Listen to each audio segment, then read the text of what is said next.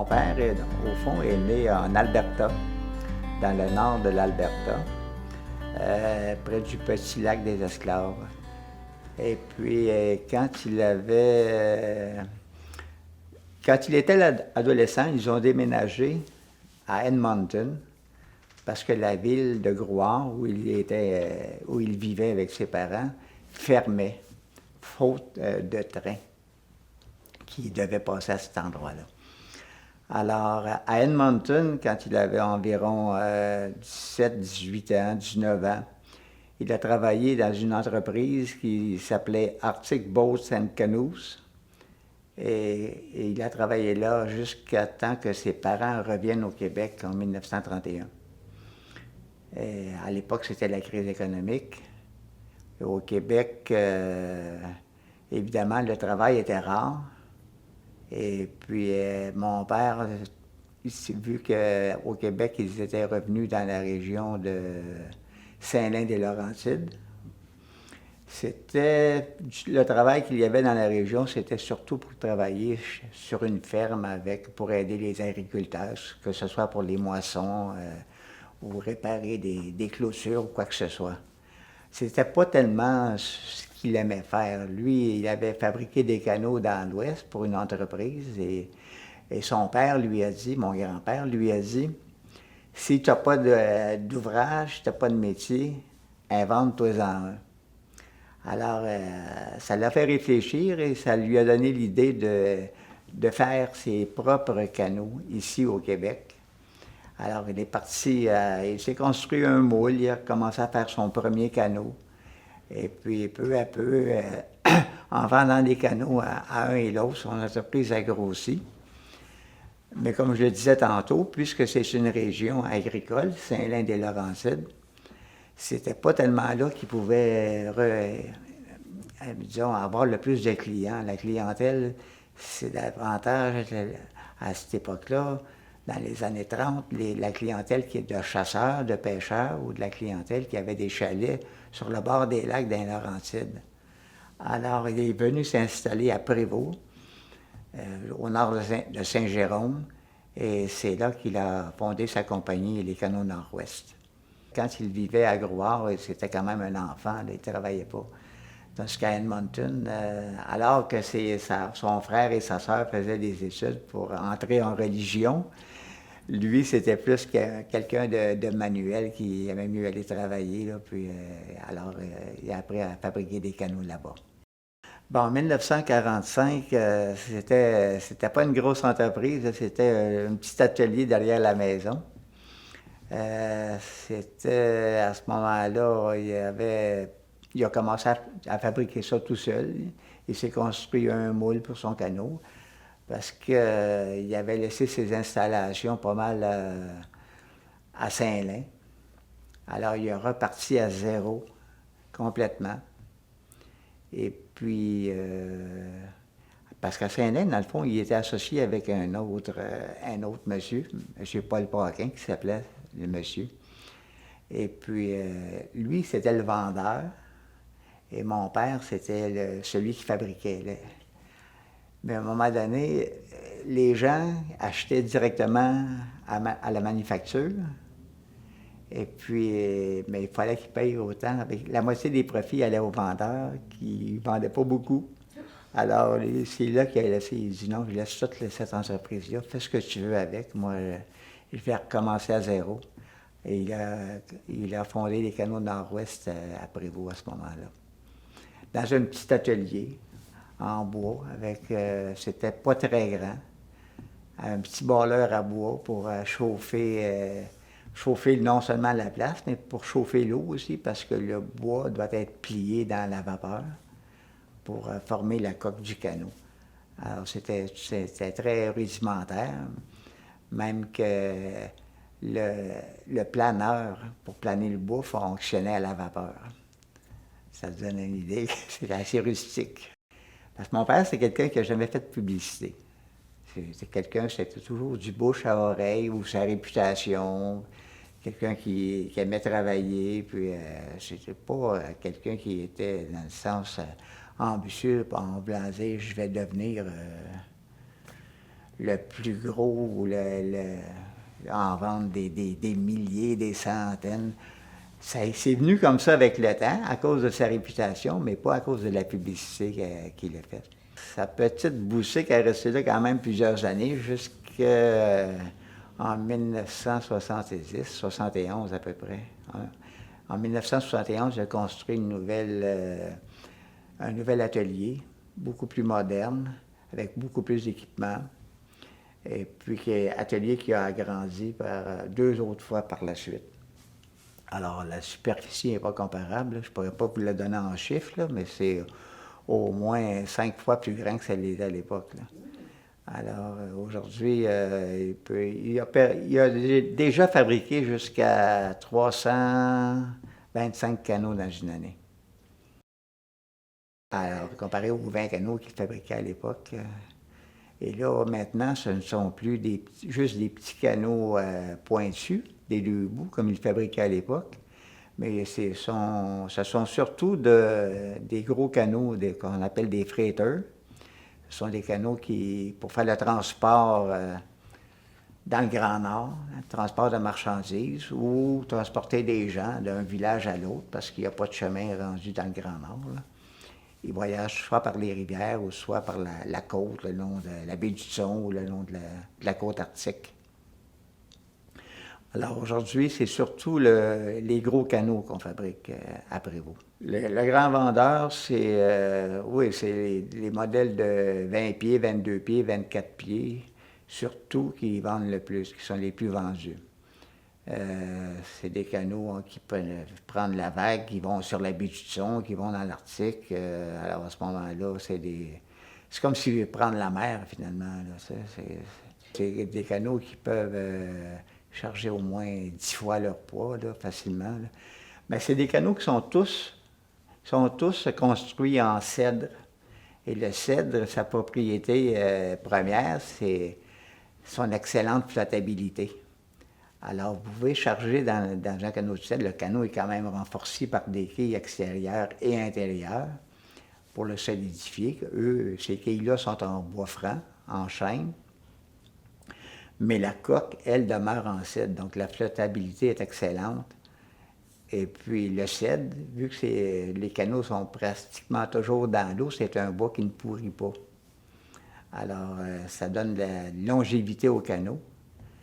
Une excellente flottabilité. Donc, si vous mettez un moteur en arrière d'un canot en cèdre, il ne consommera pas beaucoup d'essence parce qu'il n'y a pas beaucoup d'eau à pousser. Le canot flotte facilement sur l'eau, là. Alors, comme il tire moins d'eau, vous allez dépasser, mettons, une chaloupe en aluminium avec le même moteur, comme si vous rouliez 2 fois plus vite, mais avec la même puissance de moteur. Bien, j'ai fait beaucoup de choses. Quand j'avais 12 ans, je chauffais le boiler. Okay. Mais après ça, quand j'ai commencé à travailler à plein temps dans l'entreprise, j'ai commencé par ce qu'on appelle border, c'est-à-dire poser la planche, faire la coque, fabriquer la coque sur le canot. Ensuite, j'ai plié les canots, j'ai toilé les canots, j'ai fait la finition, j'ai fait la peinture sur les canots, j'ai fait la finition aussi, poser les sièges, poser les déflecteurs d'eau, comme on disait tantôt, renforcer le derrière, poser la barre d'aluminium ou l'anneau en avant qui va tirer le canot, des choses comme ça. J'ai fait un petit peu de tout, là. J'ai même touché un petit peu à l'administration à un moment donné, là, quand mon père est décédé. À ce moment-là, avec 3 de mes frères, on est devenus copropriétaires de l'entreprise, parce que nous, on était déjà sur place, on travaillait déjà dans l'atelier avec mon père. Alors, on a continué de faire fonctionner l'entreprise.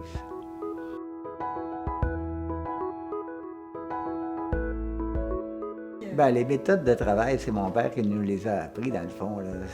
On n'aurait pas pu continuer l'entreprise si lui ne nous avait pas tout enseigné, là.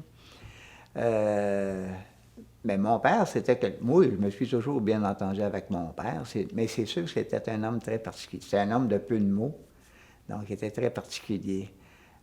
C'était quelqu'un qu'il ne fallait pas lui marcher sur les pieds non plus. C'était quelqu'un qui était sévère, mais c'était quelqu'un d'une très grande droiture. C'était quelqu'un de très honnête et c'était quelqu'un qui a donné sa chance à plein, plein, plein de monde. Il y a des gens, moi j'ai vu arriver entre guillemets, des pauvres types qui arrivaient là puis qui n'avaient pas de travail, puis ils disaient ah, je me cherche du travail, puis j'ai rien, puis et c'est lundi matin, 8 heures. Il l'engageait comme ça, il n'avait pas besoin de CV. Puis, il dit, tu veux-tu travailler? Oui, lundi matin, 8 heures. Puis ça, c'est arrivé souvent, c'est pas arrivé juste une fois. Là. Fait que tu as donné de la chance à beaucoup de gens. Ces gens-là, des fois, ils sont demeurés dans l'entreprise pendant longtemps, puis d'autres fois, c'était peut-être juste une saison, mais ça les a dépannés. Il a dépanné plein de gens. Alors, oui, il était sévère, oui, il fallait que le travail soit bien fait, mais il y avait ses bons côtés quand même. C'était quelqu'un c'était quelqu'un de très droit.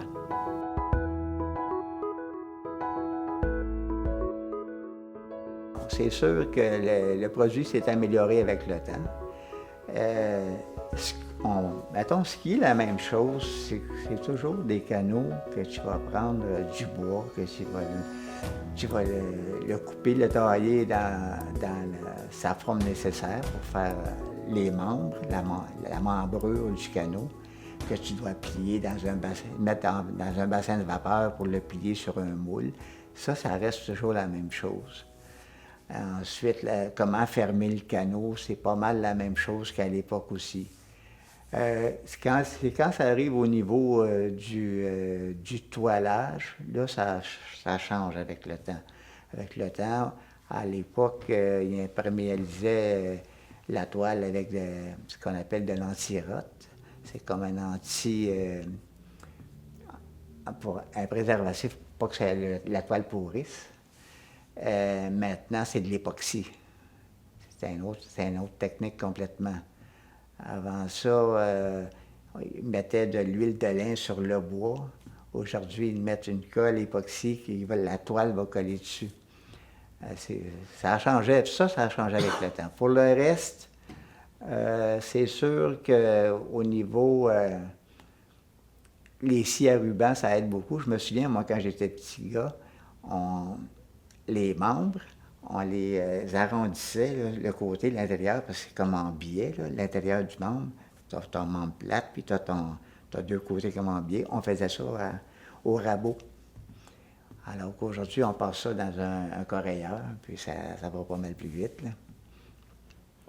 Qu'est-ce qui a changé au niveau des techniques? C'est sûr qu'il y a plus de sièges. Avant ça, comme les premiers fréteurs, il y avait un siège. Aujourd'hui, il y en a 3. Il y a plus de... On met un bouchon pour qu'on appelle pour faire sortir l'eau du canot à l'arrière, sur le derrière du canot, pour les modèles freighteurs, ce qu'il n'y avait pas à l'époque.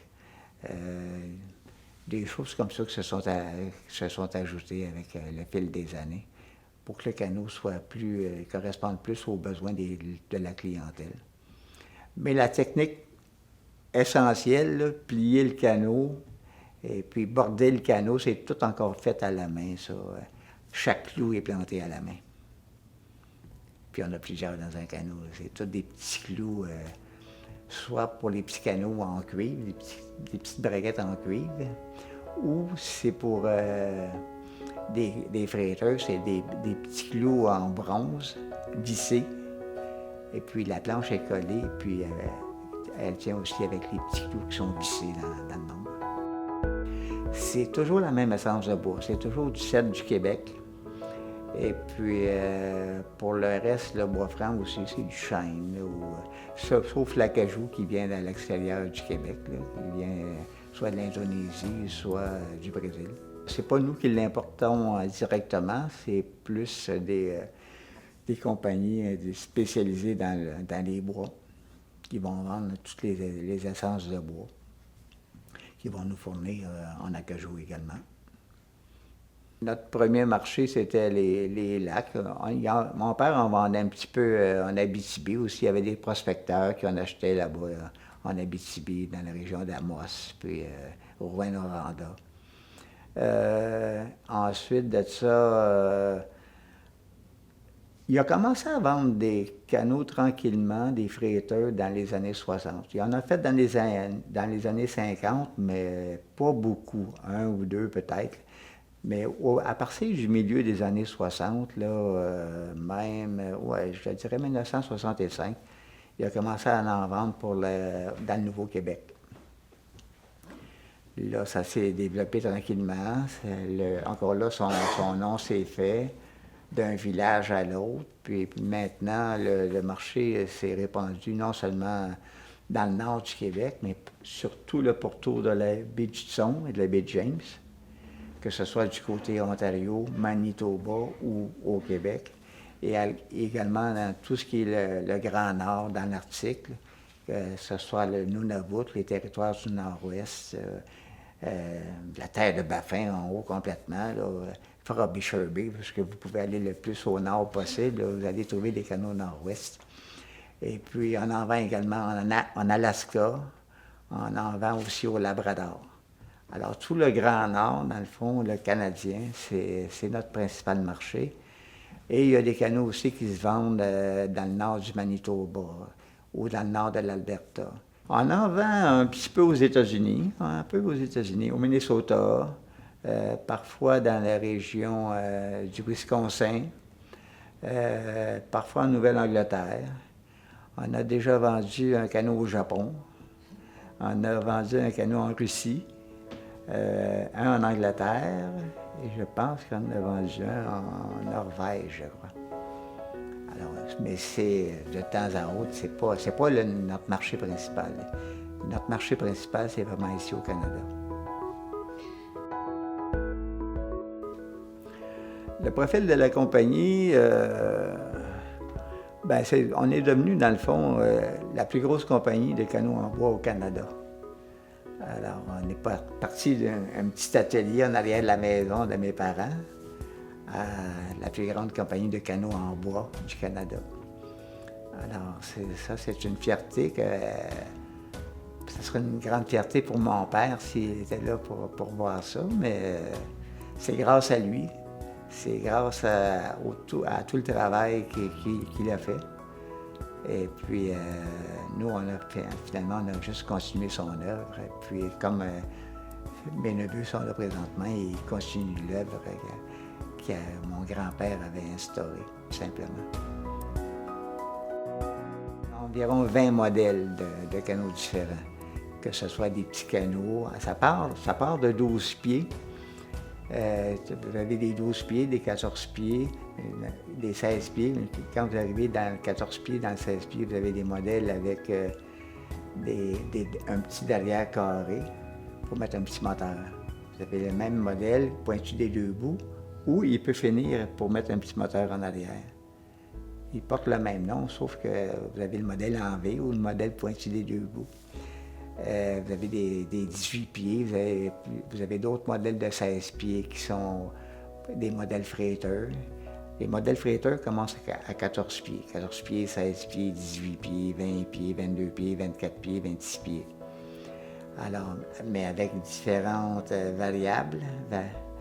Alors, ce qui fait qu'au total, vous pouvez avoir 20 modèles différents de canots nord-ouest.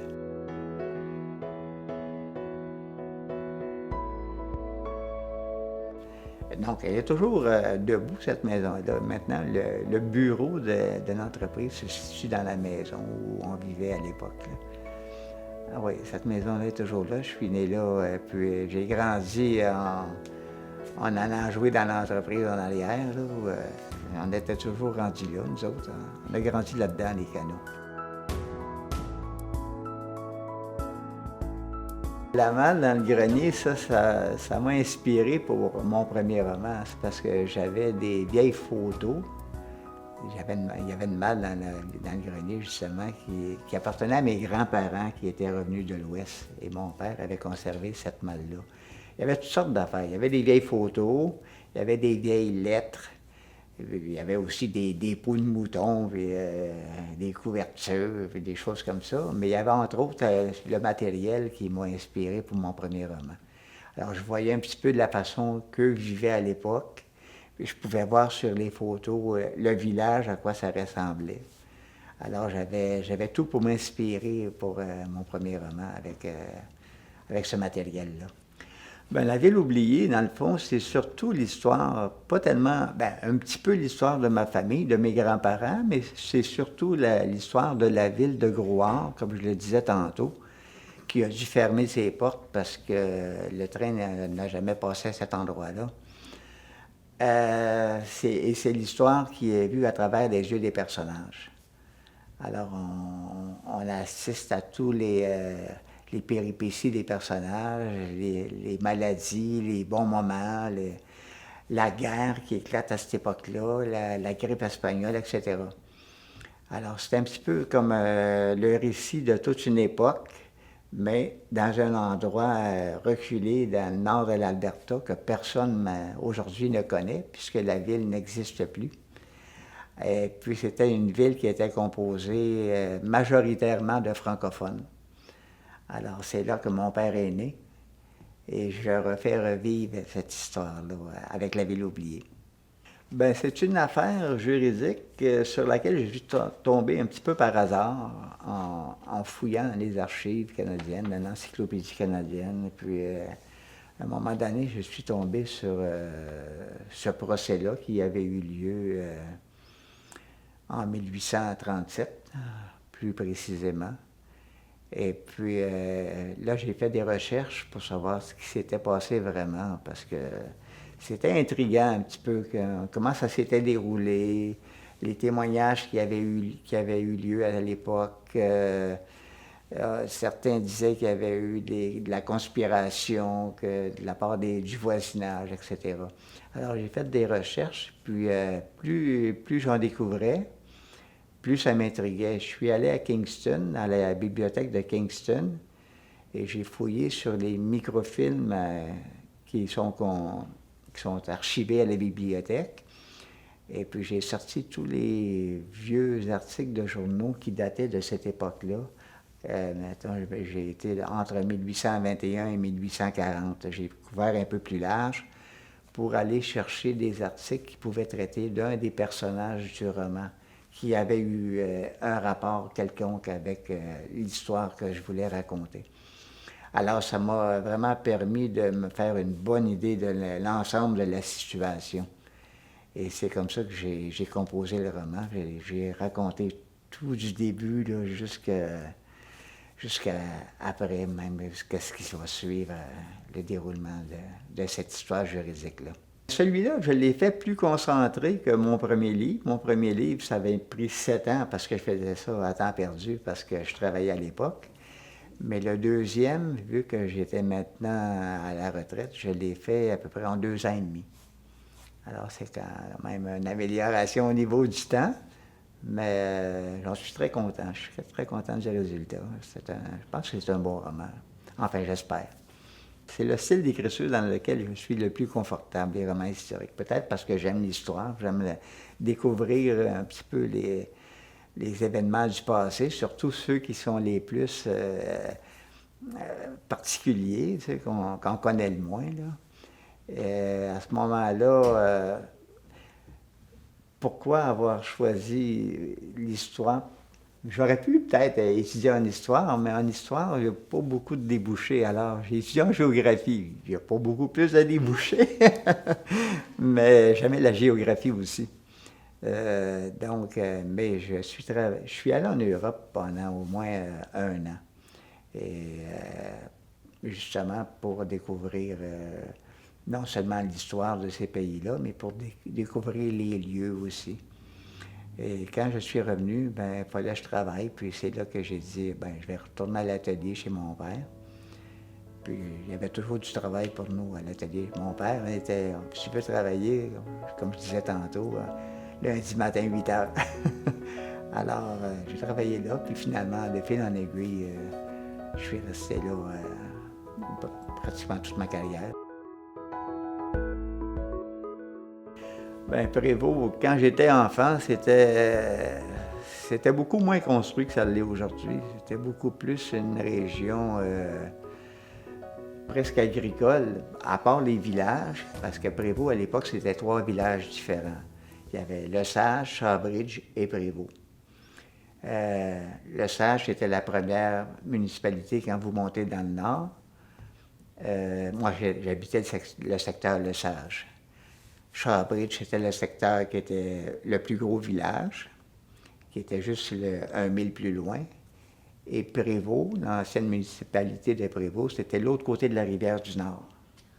Alors, par le pont le pont Shaw de Shawbridge, vous arriviez à Prévost. Ces 3 municipalités-là se sont regroupées en 1973 à peu près.